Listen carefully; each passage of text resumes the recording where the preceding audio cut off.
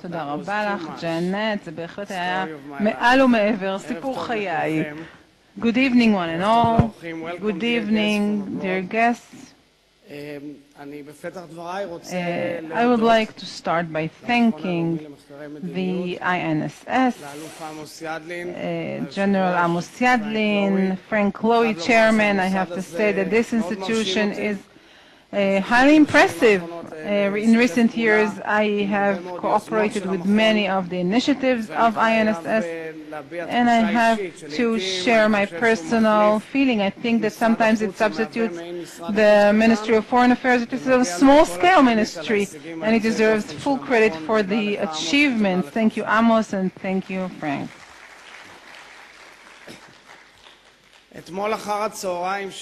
Yesterday in the afternoon I came back from a journey to Auschwitz-Birkenau marking International Holocaust Day together with my colleagues from the Knesset, a most meaningful journey that was held in recent years to the Valley of Tears of the Jewish people.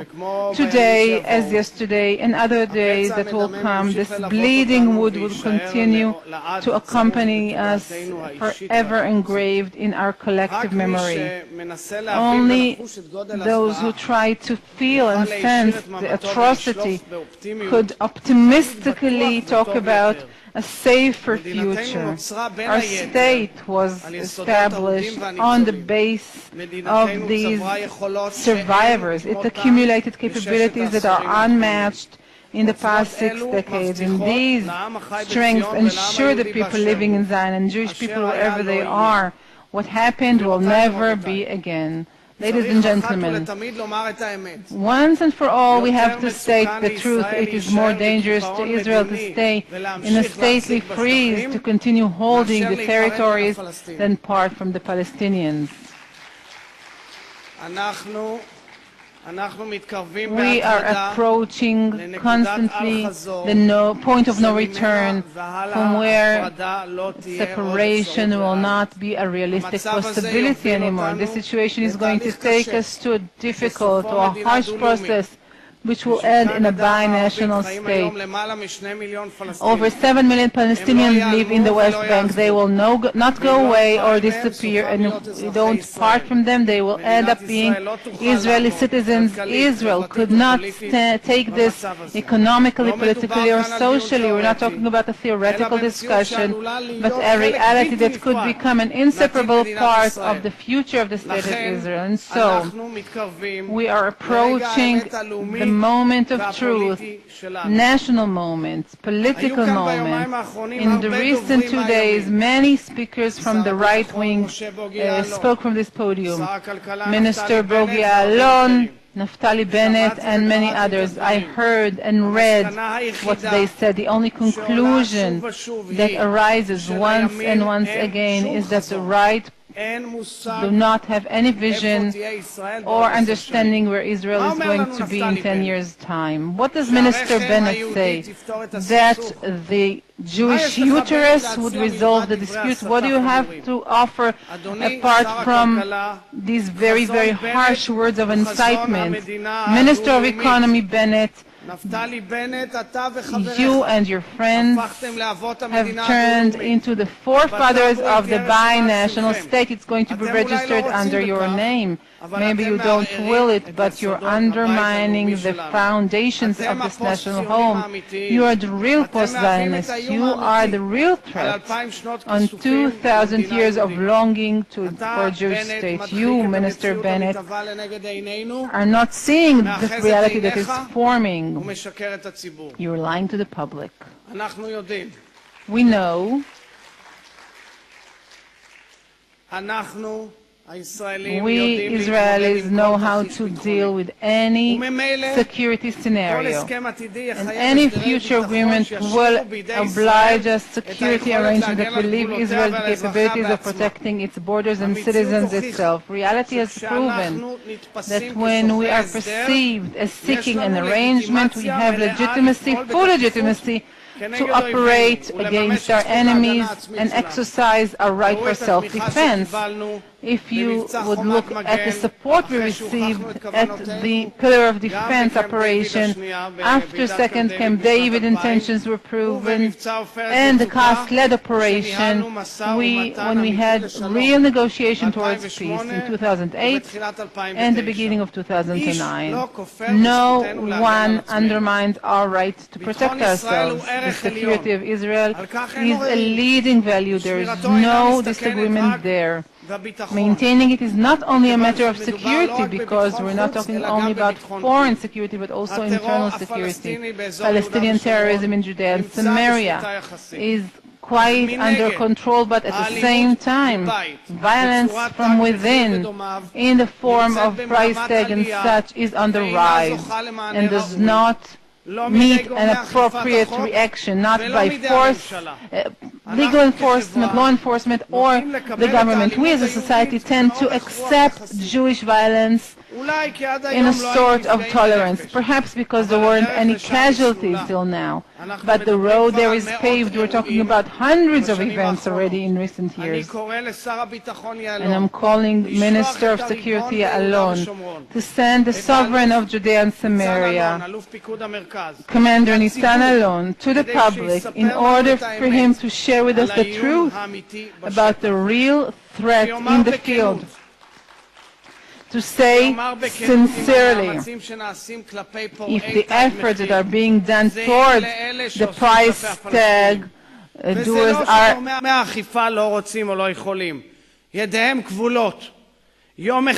do it, they are tied, their hands are tied. One day, God forbid, and I repeat, God forbid, if a soldier or an officer in the Israeli army would have to pay with life due to price tag operations, harsh questions will be asked. In 1995, we did not take Jewish terrorism too seriously, and it brought about the murder of an Israeli prime minister, and so we are not going to allow this terrorism to raise its head.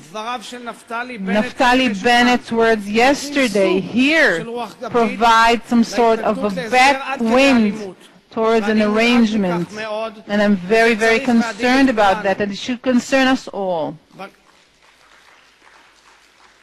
In this conference, a lot is being said about Israel resilience. We cannot talk about national resilience, state resilience, without mentioning the economic and social challenges. You should know that hundreds of millions of shekels were sent in recent months through Minister Bennett and through Minister Ariel to the settlements, under the blessing and the approval of Minister Lapid, Minister of Finance, and prices of real estate at the same time rose up. Instead of taking this $500 million sum to lower prices of real estate, whether in the Negev area or Galilee, they went to Judea and Samaria. At the same time, real estate prices, economic gaps, situation of poverty, and the erosion in the middle class are threatening our resilience. We cannot send a soldier to protect our state, and one day after they are released from the army, not provide them with horizons, with an economic horizon. Some years ago, Israeli citizens went in order to protest the economic situation. This was the greatest demonstration in the lives of Israel, but nothing has changed since then. The public is losing their hope. Young people decide to abandon us, and we let them go. There is a direct linkage between welfare and peace. There is a direct link between society and the political process. Social justice cannot be stopped at the stop point. We are in a new era now. 3 years after the Arab Spring broke out, its implications are not yet clear. 2 years ago, all of those prophets talked about an extreme overtaking of space. This does not necessarily happen. You heard a lot about this recently. What is very obvious right now is that power is going to the hands of the citizens. We can see this trend in all neighboring countries. We are no longer in a situation where one dictatorship can dictate and externalize interior problems through bloody wars. Citizens do not wish war. The public is searching for another direction in life. And we saw yesterday a survey showing that Palestinians themselves do not wish for a third intifada. Even Iran understands today that we cannot have a foreign policy conducted above the heads of its citizens. The attack of the smiles of Rouhani is a direct cause of the people's demands. As you have heard, in recent days, Israel has similar interests to many areas in the Middle East, whether it's Saudi Arabia, Kuwait, Gulf countries, etc. Whether it's fearing Al-Qaeda or it's the fear of a nuclear Iran, and of course our Jordanian partners. The traditional sides of the dispute are no longer clear-cut as was in the past. States like Iran and Libya left the game. Syria is very weak and disputed. Terrorist organizations Hezbollah and Hamas are isolated politically. Hamas finds itself facing a cold shoulder of Egypt. Hezbollah is deeply engraved in the fight in Syria. The situation is in a liquid state and things can shift further on as situation in Gulf. This turns the Arab initiative into a live beacon. Israel should use this shared interest to create a network of diplomatic relationship in the Middle East. Israel is sustaining a bilateral ties with Arab. We have a zero-sum game now, a eternal one where both sides feel that any letting go of any principle is the victory of the other side. This is no longer the situation. The interest of both sides is a respectable detachment. Then we're going to see a flourishing of the economy, society flourishing, and the gain is immense, just like following the Oslo Accords. We had peace agreements with Jordan. This is in the same manner we could flourish, in a manner we have never known, having a detente with our Arab countries. I go back and stress separation and preventing a bi-national state is a leading interest for the state of Israel, and so it should go this extra mile for this target while maintaining security. We must not state that there is no opportunity, so why should we try? This is flawed.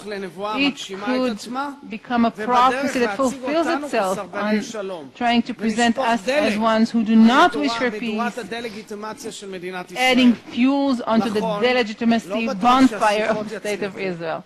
It's not sure if those talks are going to be successful. Even if they fail, it's very important that we could look in the eyes of our children and the few friends we have worldwide who will agree with us that the failure was not due to us. We have to be frank with the public, cannot hold a stick in both sides. The target of separating from our Palestinian neighbors is so strategically important that if talks are not ripe, we will have to think about our own initiative. This is not the way that is preferable, and I'm fearing the day we want to do it on our own initiative. We can no longer postpone this decision, fateful decision as was done until today. We are now under negotiations, and I'm not going to deal here with positioning soldiers and drawing maps. It's very obvious that we have to maintain security arrangement that will take into account any possible scenario. I said to Secretary of State John Kerry in one of our meetings, no other soldier but an IDF soldier will be willing to be killed in order to maintain the security of the State of Israel. Our security will be in our hands, but we can come up with creative solutions for all issues maintaining our red lines. Kerry is doing the utmost effort, and we have to go hand in hand, backing up his efforts towards peace, and I believe that both peoples understand that it is time for peace. And the question is, do both leaders understand the same thing?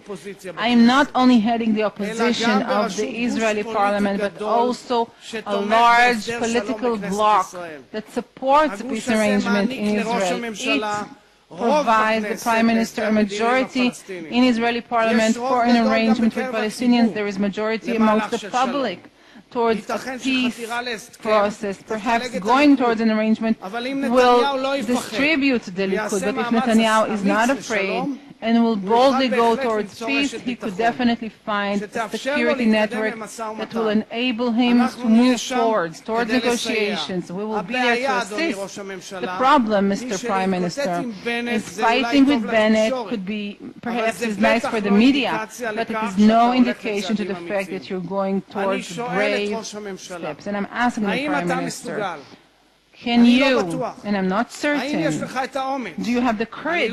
I'm not sure of that as well. Just like any other prime minister in the two last decades, Netanyahu sees from there what he didn't see from here. Unlike some of his predecessors, Netanyahu has yet to prove that he was made out of a leadership material. He seems as if he lost the grip on his government. The Netanyahu government looks like a total mismanagement. He does not even receive a portion of respect from the ministers in his government, and so the historical test is now awaiting him. Ben-Gurion said, our future does not depend on what the Gentiles say, but what the Jews will do. I don't fear the Gentiles, but rather from within, from home, from this blindness towards demographic process, from what is going on within, what we're bringing upon ourselves. This is the real danger. And I'm saying to you, Mr. Prime Minister, you have to set deadline for talks. You yourself have to put the time schedule into form. You have to lead. You have to aim towards contact. And I'm saying to you, my friends, Tzipi Livni and Yair Lapid, if Netanyahu continues to lead us nowhere, stop supporting him. If he will be frightened, if he's going to miss out on the process, we will be able to become an alternative.